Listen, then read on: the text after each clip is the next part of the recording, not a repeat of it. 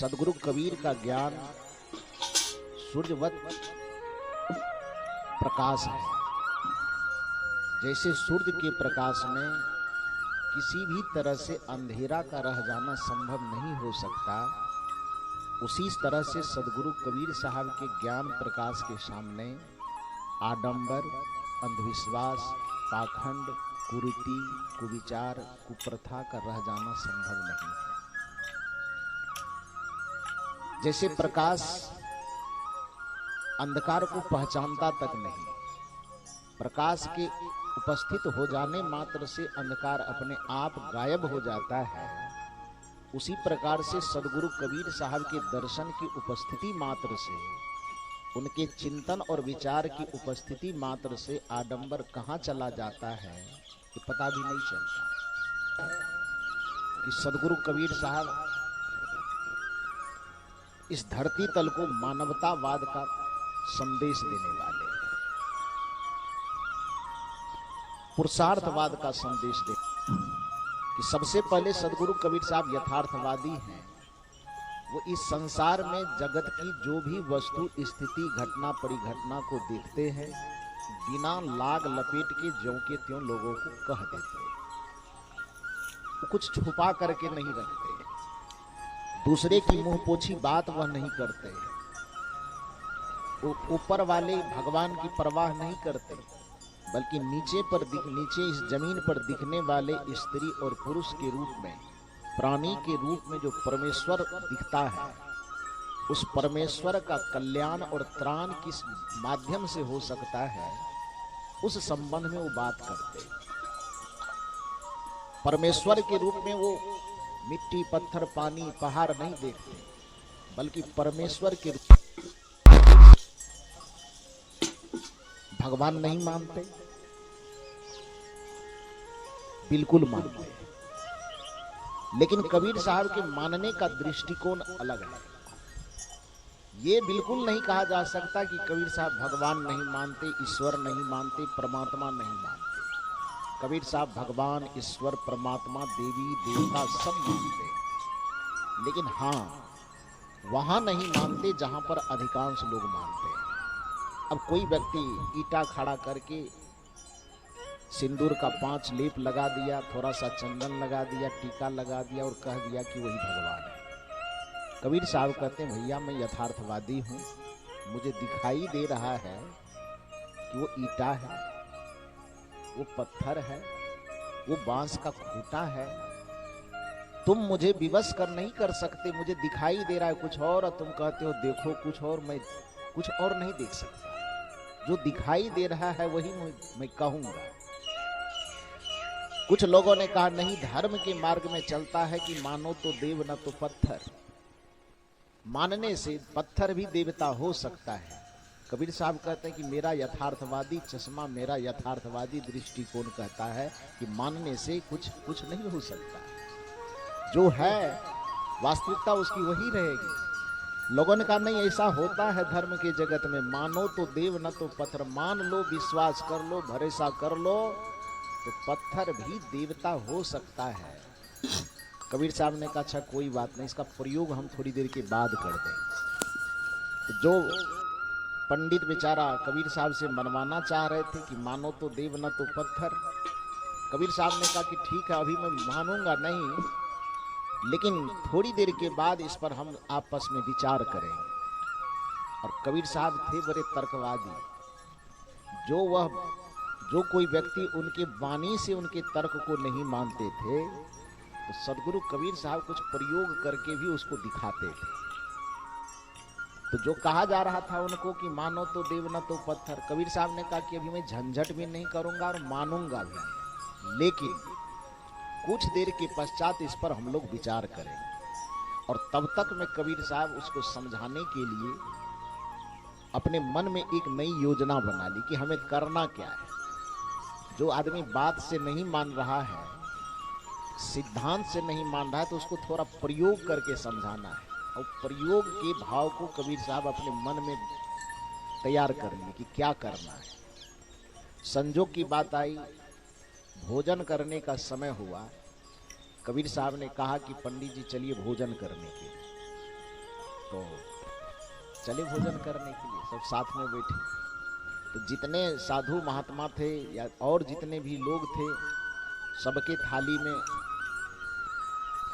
जो दाल भात रोटी सब्जी जो कुछ भी बना होगा भोजन प्रसाद सबके थाली में दिया गया। पंडित जी की भी थाली में दिया गया। उस संजोग से उसको कबीर साहब अपने बगल में ही आसन दे करके बैठ पाए और सबको सब चीज परोस दिया गया। तो कहा कि पंडित जी के लिए कि स्पेशल चांदी की कटोरी में जो स्पेशल चीज है लेके आओ। तो उसी से को पहले कह करके रख दिए थे कि क्या करना है। उनके जो शिष्य थे कबीर साहब के, वो चांदी के कटोरी में, पंडित जी सोने की चांदी की कटोरी में मेरे लिए कुछ ला रहा है, तो उसका मन एकदम फूल गया। वाह, कबीर साहब को लोग झूठ बदनाम करते हैं, तो मुझे इतना मानते हैं। सचमुच में कबीर साहब पंडित का विरोध नहीं करते, पंडित पना का विरोध करते, ब्राह्मण का विरोध नहीं करते, ब्राह्मणवाद का विरोध करते, ब्राह्मणवाद के नाम पर फैला हुआ पाखंडवाद का वो विरोध करते। ब्राह्मण का, पंडित का कबीर साहब ने बड़ा आदर किया है। वस्तुतः ब्राह्मण का अर्थ होता था ब्रह्म जानति इति ब्रह्मणः, जो ब्रह्म को जानता हो उसे ब्राह्मण कहा जाता है। जिसकी बुद्धि प्रज्ञा शक्ति से परिपूर्ण हो चुकी हो उसको पंडित कहा जाता था। लेकिन कुछ लोगों ने उस ब्राह्मण को, उस पंडित को एक जाति के लिए, एक वर्ग के लिए, एक वर्ण के लिए उसको निर्धारित कर दिया, जबकि ऐसा नहीं था। जैसे आज इस भारतीय संविधान के तल पर आकर के कोई भी व्यक्ति जो पढ़ लिख करके डिग्री हासिल कर सकता है, वो प्रोफेसर, डॉक्टर, इंजीनियर, कलेक्टर बन सकता है। कलेक्टर बनने की कोई बिरादरी है क्या? जाति है? इंजीनियर बनने की कोई जाति है? तो योग्यता कोई भी साबित करे, पढ़े लिखे योग्यता साबित करे, और योग्यता साबित करने से कोई भी प्रोफेसर बन सकता है, कोई भी डॉक्टर बन सकता है, कोई भी इंजीनियर बन सकता है, कोई कलेक्टर बन सकता है। और आगे चल करके कोई ऐसी व्यवस्था आवे, कोई ऐसा राजतंत्र आवे और वो कहे कि नहीं, या योग्यता के आधार पर तय नहीं होगा, बल्कि जिस घर में कलेक्टर होगा उस घर में जन्म लेने वाला हर एक व्यक्ति कलेक्टर होगा, और जिस घर में इंजीनियर होगा उस घर में जन्म लेने वाला हर एक आदमी इंजीनियर होगा। तो सोचिए डॉक्टर और इंजीनियर का क्या हाल होगा, बिगड़ जाएगा ना। वस्तुतः doctor, engineer, professor, collector, SP, IG, DIG यह कोई वर्ग नहीं है, कोई वर्ण नहीं है, बल्कि व्यक्ति पढ़ करके, लिख करके अपनी क्षमता और योग्यता को साबित कर दे, तो चाहे वह किसी वर्ग में हो, किसी वर्ण में हो, किसी संप्रदाय में हो, किसी मजहब में हो, चाहे वह स्त्री हो कि चाहे पुरुष हो, अपनी योग्यता को साबित करके उस पद पर वह जा करके बैठ सकता है। उसी प्रकार से एक जमाने में ऐसा समय था जिस समय में यदि कोई व्यक्ति ब्रह्म को जान ले, तो चाहे वह किसी भी वर्ण का हो, किसी भी वर्ग का हो, वह ब्राह्मण कहलाता था, और जो अपने प्रज्ञा में स्थित हो जाए वह पंडित कहलाता था। लेकिन आगे चल करके चालाक लोगों ने ये रहने नहीं दिया।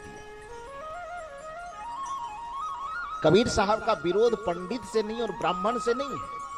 कबीर साहब का विरोध इस बात से है कि जो चीज योग्यता से हासिल होने वाली थी उसको तुम एक वर्ग में, एक वर्ण में, एक जाति में तुम बांध क्यों दिया भाई? और जिस दिन उसको तुम एक वर्ग, वर्ण और जाति में बांध दिया, उस दिन ब्राह्मणत्व की मर्यादा घट गई, उस दिन पंडित की मर्यादा घट गई। बल्कि कबीर साहब सच्चे ब्राह्मण और सच्चे पंडित की मर्यादा तो इतनी करते हैं कि अपने बीजक के अंतर्गत बारंबार कहते हैं कि पंडित से बोलिए हितकारी, मूर्ख से रहिए झकमारी। कई जगह पोथी पढ़ पढ़ जगमुआ, पंडित भाया न को, ढाई आखर प्रेम का, पढ़े सो पंडित है।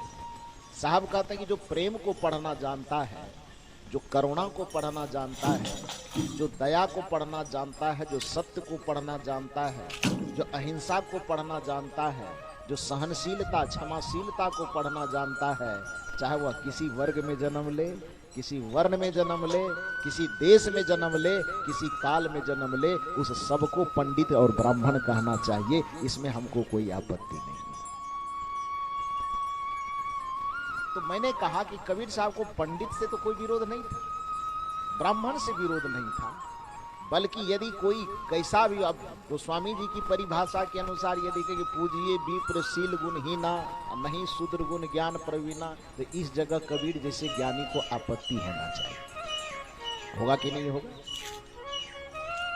यदि कोई शील गुण से संपन्न हो तो किसी भी वर्ग का हो, किसी वर्ण का हो, वो पूजनीय है, वो आदरणीय है। और शील गुण से रहित हो, दुराचरण से युक्त हो, पथभ्रष्ट हो, चरित्रहीन हो, तो चाहे वो किसी भी वर्ण से हो, वो निंदनीय है। अब प्राचीन काल में होता भी यही था। यदि चरित्र भ्रष्ट होने पर भी ब्राह्मण पूजनीय हो सकता था, तो फिर रावण को गाली क्यों दी जाती? रावण को गाली नहीं दिया जाना चाहिए गोस्वामी जी के ही अनुसार, क्योंकि गोस्वामी जी कहते हैं कि यदि शील गुण से भ्रष्ट भी हो कोई, यदि वह ब्राह्मण है तो पूजनीय है, तो फिर रावण कौन है? ब्राह्मण है ना वो, ऊंच कुल पुलहस्त के नाती है ना वो। गलती क्या हुई?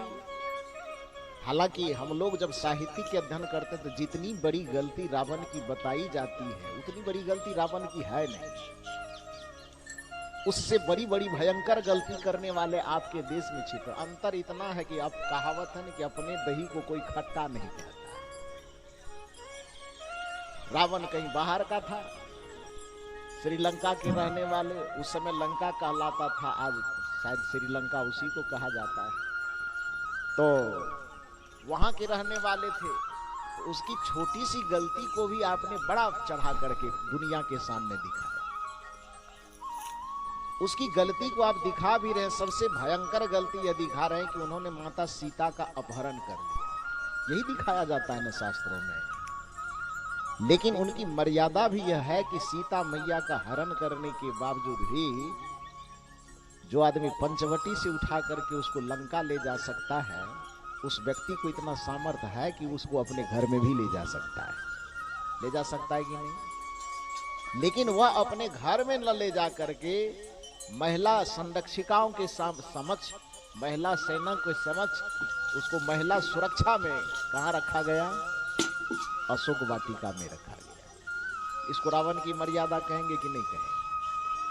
एक मर्यादा कहिएगा ना। हालांकि मैं कोई रावण का गुणगान नहीं कर, उसका प्रवक्ता नहीं हूं मैं लेकिन जब आप कोई फैसला कीजिएगा तो पक्ष और विपक्ष दोनों की उचित अनुचित बातों को देखिएगा कि नहीं देखिएगा। और उसी के जगह पर जिसको हम देवताओं का राजा कहते हैं, देवताओं के राजा का क्या नाम है? इंद्र। इसलिए उसको देवराज इंद्र कहा जाता है, जो स्वर्ग के अधिपति हैं। जिस स्वर्ग में आप और हम जाना चाहते हैं, उस स्वर्ग का अधिपति राजा इंद्र, उन्होंने क्या किया भाई? अपने गुरु की पत्नी, एक ऋषि की पत्नी, एक संत की पत्नी, गौतम ऋषि। गौतम ऋषि की पत्नी का क्या नाम है? अहिल्या। वो अपहरण करने की बात तो छोड़िए, उसके साथ क्या किया वो? एक तो ऋषि है वो, गुरु तुल्य है वो, गुरु की पत्नी के साथ जाकर के उन्होंने व्यभिचार किया। इंद्र का कुकर्म ज्यादा बड़ा है कि रावण का कुकर्म? फैसला थोड़ा सा बताइए ना आप लोग। और यदि यही बात कबीर साहब के मंच से कहा जाता तो लोग कहते हैं कि कबीर पंथी से बड़ा उठपटांग बोलता है। इसमें उठपटांग है क्या? सवाल सीधा सा है कि एक आदमी, रावण नाम का व्यक्ति, सीता मां का अपहरण, वह भी दुश्मनी में किया। शौक से आकर के रावण ने पहले आग में हाथ नहीं डाला। कारण चाहे कुछ भी हो, उसकी बहन का नाक कान काटा गया। तो स्वाभाविक है कि दुनिया का कोई भी भाई होगा, यदि स्वाभिमानी है वो, उसके बहन के साथ कोई व्यक्ति छेड़छाड़ करेगा, कोई भी व्यक्ति, उस भाई का दायित्व क्या होता है ये बताइए। जिसने उसके साथ छेड़छाड़ किया है, उस भाई का यह धर्म होता है, उस भाई का यह फर्ज होता है कि सामने वाला चाहे वह कितना भी ताकतवर हो, उससे जाकर के लड़ना चाहिए, उससे जाकर के अड़ना चाहिए। इसी में उसका स्वाभिमान बचा रह सकता है, रह सकता है ना? रावण ने वही किया। हालांकि उसको लड़ने का और कोई तरीका अपनाना चाहिए था, राम जी से और हाथापाई करना चाहिए था, तो शायद उसकी मर्यादा थोड़ी उतनी नहीं घटती। लेकिन चूक हुई दुश्मन को। हालांकि ये कहा जाता है कि प्रेम और युद्ध में सब न्याय माना जाता है, तो सामने वाले को पीड़ित करना है तो पीड़ित करने का तरीका जो उन्होंने चुना वो तरीका गलत है। उन्हें सीता मैया का अपहरण नहीं करना चाहिए था, वह कर लिया, ठीक है।